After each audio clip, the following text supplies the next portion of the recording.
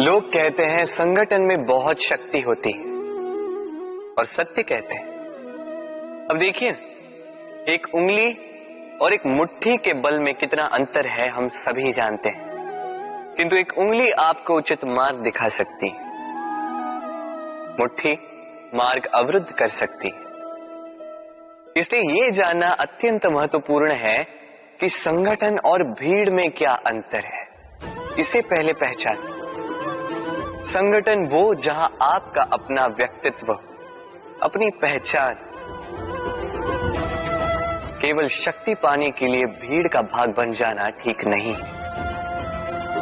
क्योंकि ये भीड़ भले ही आपको शक्ति दे किंतु आपसे आपकी पहचान छीन लेती है। इसलिए संगठन में रहिए किंतु अपने व्यक्तित्व को, अपनी पहचान को, इसे कभी मत खोइएगा। राधे राधे। क्रोध, क्रोध क्या है कौन नहीं जानता। हर आयु, हर वर्ग, हर श्रेणी के व्यक्ति को क्रोध का अनुभव हो चुका है। बल्कि किसी किसी का तो परिचय ही इसी प्रकार दिया जाता है कि ये व्यक्ति अत्यंत क्रोधी है, इससे तनिक बच के ही रहना। अब क्रोध क्या है हम सभी जानते हैं, किंतु ये क्रोध कर क्या सकता है ये बहुत कम लोग जानते हैं। क्रोध कुछ इस प्रकार है, किसी जलते हुए अंगारे को पकड़ना और किसी और की ओर फेंकना। अब इसके पीछे आपकी मंशा होती है सामने वाले को जलाने की, किंतु उससे पहले तो आपके स्वयं के हाथ जल जाते हैं। तो स्मरण रखिएगा, जब भी आप किसी और पर क्रोध करते हैं, सर्वप्रथम वो आपके विनाश का कारण बनता है। मैं कहता हूं, जब इस संसार में करने के लिए प्रेम है तो क्रोध करना ही क्यों। प्रेम कीजिए, यही प्रेम सब में बांटिए और इसी प्रेम के साथ कहें राधे राधे। भय, ये भय सदैव मनुष्य के साथ ही रहता है। कुछ खो देने का भय, जो पा लिया उसे खो देने का भय, अब जिसके हम निकट हैं उसके दूर चले जाने का भय, जो हमारा है हमसे छिन जाने का भय। अब मनुष्य सारा जीवन व्यतीत कर देता है इस भय की छाया में। किंतु क्या कभी आपने ये सोचा है कि ये भय हमें क्यों लगता है? ये भय हमें इसलिए लगता है क्योंकि हम उस व्यक्ति, उस भाव, उस वस्तु को स्वयं से समेट कर रखते हैं। हम स्वयं उसे इतनी शक्ति दे देते हैं कि वो जब चाहे तब हमें छोड़कर जा सकता है, हमें कष्ट पहुंचा सकता है। किंतु यदि हम उस भाव, उस व्यक्ति, उस वस्तु से निर्लिप्त रहें, उसके आकर्षण से हम मुक्त हो जाएं, तो ना ही वो हमें छोड़कर जा सकता है, ना ही हमें कष्ट पहुंचा सकता है। इसलिए स्वतंत्र रहिएगा और सबको स्वतंत्र रखिएगा, प्रेम को भी। राधे राधे। अस्तो मां सद्गमय, तमसो मां ज्योतिर्गमय, मृत्युर्मां मृतम गमय। कभी आपने सोचा है, काला रंग ना होता तो क्या श्वेत रंग आपको भाता? रात्रि का अंधकार ना होता तो सूर्य प्रकाश का अर्थ हमें समझ आता? ये थकान ना होती तो क्या विश्राम का अर्थ हम समझ पाते? ये भूख ना होती तो क्या इन स्वादिष्ट व्यंजनों का अर्थ हम समझ पाते? क्या इन सब का आनंद हम ले पाते? स्मरण रखिएगा, इस संसार में कोई भी भाव या वस्तु बुरी नहीं। यदि आप मानते हैं कि बुरी है तो किसी कारण से ये बुराई आवश्यक है, अन्यथा ईश्वर इसे हमारे संसार में रखते ही। इस बुराई का उद्देश्य है हमें अच्छाई का आभास करवाना, ताकि हम अच्छाई में अपना लक्ष्य साध सकें। इसलिए बुरों से कभी घृणा मत कीजिएगा। ये तो केवल भलाई की आवश्यकता के जनक है, उन्हें भले में परिवर्तित कीजिए। असत्य से सत्य की ओर ले जाए, अंधकार से प्रकाश की ओर ले जाए, मृत्यु से अमरत्व की ओर ले जाइए, किंतु प्रेम के पथ से। राधे राधे। अक्सर हमारे पास एक बहाना होता है, एक खींच होती है कि संसार में हम करें तो क्या करें, जो हम करना चाहते हैं वो पहले ही कोई कर चुका है, हमारे पास तो कुछ करने के लिए ही नहीं है। यदि आपको उदाहरण दूं तो इन पूजा की थालियों को देखिए, पहले से ही सब कुछ सज्ज करके रख दिया गया है। अब ऐसे में हम सोचते हैं कि करना क्या शेष है, सब कुछ तो पहले ही हो चुका है। अब यहाँ पे समस्या कर्तव्य में नहीं है, यहाँ समस्या हमारी सोच में है। हम ये सोचने में समय व्यतीत करते हैं कि क्या हो चुका है। हमें ये सोचना चाहिए कि क्या करना अब भी शेष है जिसमें हम अपना योगदान दे सकते हैं।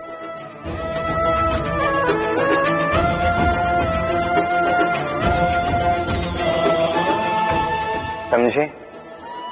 संसार में ऐसा कोई कार्य नहीं जो पूरा हो। आप सदैव उसे आगे बढ़ाने के लिए प्रयास कर सकते हैं। आप उस कार्य को और श्रेष्ठ बना सकते हैं। बस आवश्यकता है तो सकारात्मकता की। राधे राधे।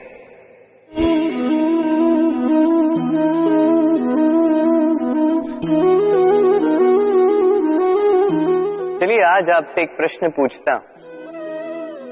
मनुष्य अंधकार से भयभीत रहता है, ऐसा क्यों?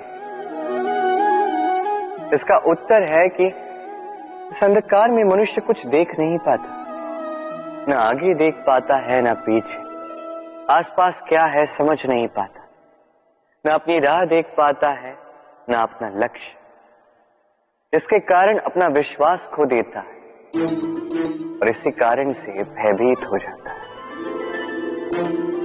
चलिए अब आपसे एक और प्रश्न करता हूं। क्या इस संसार में इतना अंधकार है कि इस दिए का अस्तित्व ही मिटा दे? नहीं, उल्टा ये दिया अंधकार को चुनौती देता है, स्वयं जलकर संसार को प्रकाश देता है। ये छोटा सा दिया, अब जब ये छोटा सा दिया अंधकार से भयभीत नहीं होता तो भला आप क्यों असफलता से भयभीत होते हैं? आपके भीतर एक अमर आत्मा है, बस आवश्यकता है तो उस आत्मा को जगाने की। अपने भीतर की इस ऊर्जा को जगाकर तो देखिए, सब कुछ दिखेगा। राधे राधे। विवाह प्रेम का लक्ष्य है, ये भ्रम है था। और इसीलिए मनुष्य सदैव ये भूल कर बैठता है, सोचता है कि विवाह ही प्रेम का लक्ष्य है। मनुष्य प्रेम को पाना ही प्रेम समझ लेता है। अब देखिए ना, इस संसार में कुछ ऐसे भी भाग्यशाली लोग हैं जिनका विवाह उनके प्रेम के साथ होता है।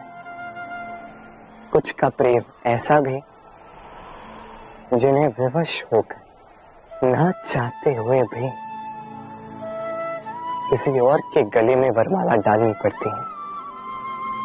किंतु ये दोनों भूल कर बैठते हैं था। विवाह के पश्चात वो सोचते हैं कि हमें तो सब कुछ मिल गया, हमने तो प्रेम प्राप्त कर लिया, हमारा लक्ष्य पूर्ण हुआ। किंतु उसके पश्चात ये जो प्रेम है था कहीं ना कहीं खो जाता। और जिन्हें प्रेम ना मिला वो प्रेम ना मिल पाने की पीड़ा में प्रेम ही भूल जाते हैं।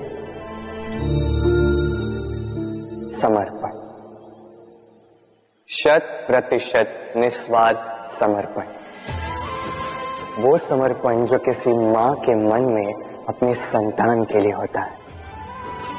क्योंकि ये प्रेम दाऊ, ये प्रेम पाना नहीं है, ये प्रेम देना है। अपने आप को, अपने अस्तित्व को, अपनी आत्मा को समर्पित कर देना। ये प्रेम ना ही शारीरिक है, ना ही भौतिक। ये प्रेम तो अपनी आत्मा का समर्पण है। ये विवाह एक संबंध अवश्य है और इसमें कुछ भी अनुचित नहीं है। ये विवाह प्रेम से प्रतिबंधित नहीं है। ये प्रेम कहीं ऊंचा है। अब यदि मैं आपको उदाहरण दूं, तो क्या राधा के विवाह के पश्चात मैं उसके सुख की कामना करना छोड़ दूं? कैसे मैं प्रयास न करूं कि राधा जीवन में सदा सदा के लिए सुखी रहे? क्या मेरे मन में राधा के लिए प्रेम कम हुआ? कृष्ण का राधा के प्रति प्रेम कृष्ण में समाहित है ना? दाऊ, ये प्रेम पाप तब बन जाएगा जब इस प्रेम के बदले हम कुछ चाहेंगे। किंतु यदि ये प्रेम समर्पित हो तो ना ही ये अनीति है, ना ही ये पाप है। पर सेतु बांधने की कथा के विषय में तो आपने सुना ही होगा। श्री राम की सेना को 100 योजनों के समुद्र को पार करके लंका पर आक्रमण करना था। वास्तुका, नल और नील ने सेतु बांधने का उपाय सोचा, किंतु अब सेतु बांधा कैसे जाए? समुद्र इतना गहरा है, कितने पत्थर डाले जाए कि पार करने लायक स्थान हम समुद्र से ले सकें। तब किया गया एक काम, पत्थरों पर लिखा गया राम का नाम, और जब इन पत्थरों को सागर में फेंका गया तब वो तैरने लगे। अब कोई कहेगा ये राम के नाम की महिमा है, कोई कहेगा ये नारायण का कोई चमत्कार, किंतु नहीं, ये राम का वो गुण, उनके व्यक्तित्व की वो महानता है जिसने उनका प्रतिनिधित्व किया। कि पत्थर भी इस सागर में तैरने लगे।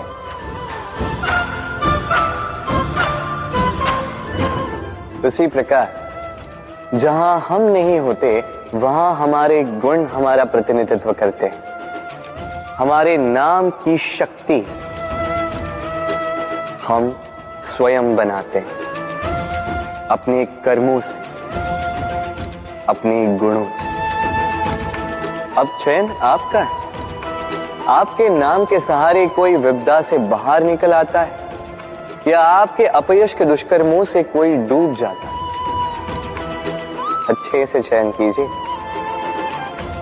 राधे राधे। कभी किसी पंछी को देखा है? जब उसे अंडे देने होते हैं तो वो सर्वप्रथम एक स्थान खोजता है, एक स्थान जो वर्षा, धूप, शत्रुओं से सुरक्षित हो। फिर वो अपना घोंसला बनाता, फिर अंडे देता, और फिर जब उन अंडों से नन्ही संतानें निकल आती तो उन्हें भोजन देता, उनकी सुरक्षा करता। परंतु जब उनके पंख निकल आए तो ना उन्हें भोजन देती है, ना ही उन्हें घोंसला बनाना सिखाती। उड़ने की कला सिखाती है बस।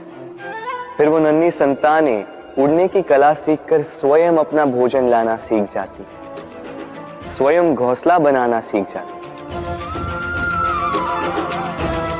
और हम मनुष्य क्या करते हैं?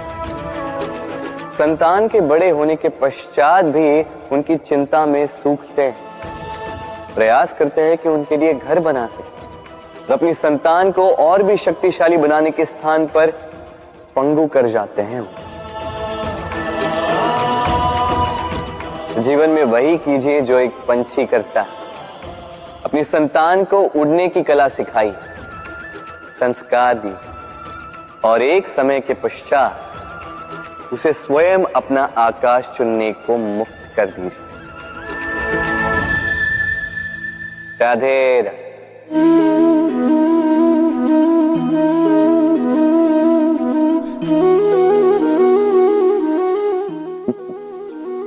अब आप सोच रहे होंगे कि मैं इतनी एकाग्रता के साथ इस चींटी को क्यों देख रहा हूं।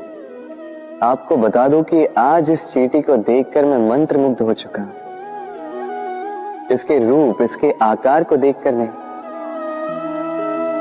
इसके प्रयासों को देखकर।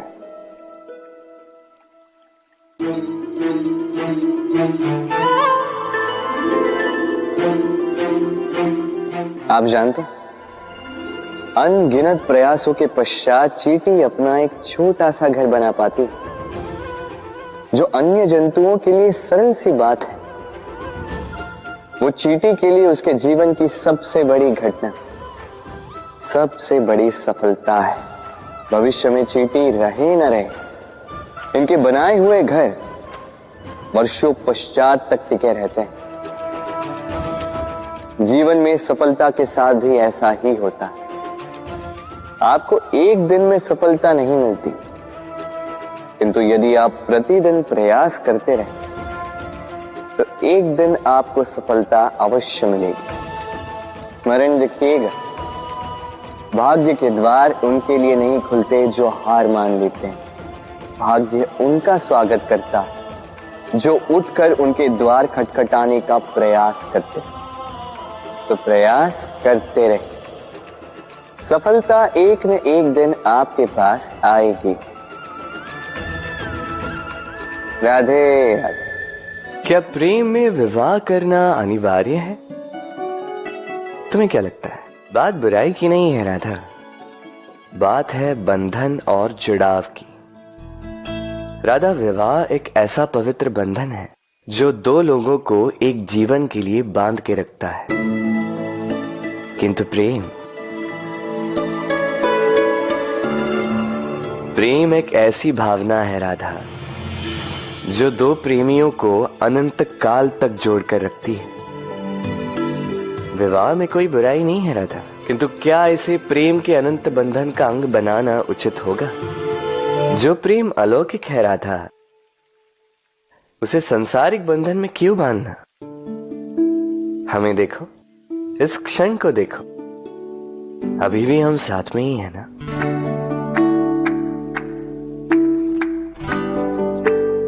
प्रेम भी यही सिखाता है राधा कि दो लोग, दो प्रेमी पूरे अस्तित्व के साथ हर क्षण एक दूसरे के संग बिताएं, बिना भविष्य की चिंता किए और इन आशाओं और आकांक्षाओं के खेल से परे होकर एक दूसरे को समझें।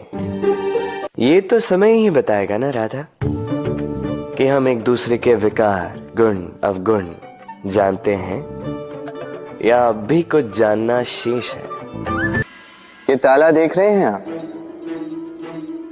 ये ताला प्रहार से भी खोला जा सकता है, प्यार से भी खोला जा सकता है।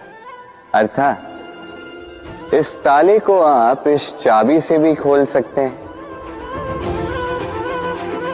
इस हथौड़े से भी खोला जा सकता है, किंतु खुलने में अंतर होगा। यदि आप इस ताले को प्रहार से खोलोगे तो ये पुनः काम नहीं आएगा, किंतु यदि आप इसे चाबी से खोलोगे तो ये सदा काम आएगा। हमारे जीवन में संबंध भी कुछ इसी प्रकार होते हैं। हमारे जीवन के आनंद रूपी धन की रक्षा करते हैं, किंतु प्रेम से। यदि क्रोध से किया जाए तो फिर वो किसी काम के नहीं रहते। इसलिए उन्हें सदा प्रेम की चाबी से खोलिएगा, क्योंकि हर बार नया ताला ला सकते हैं आप, नए संबंध नहीं ला पाएंगे। राधे राधे।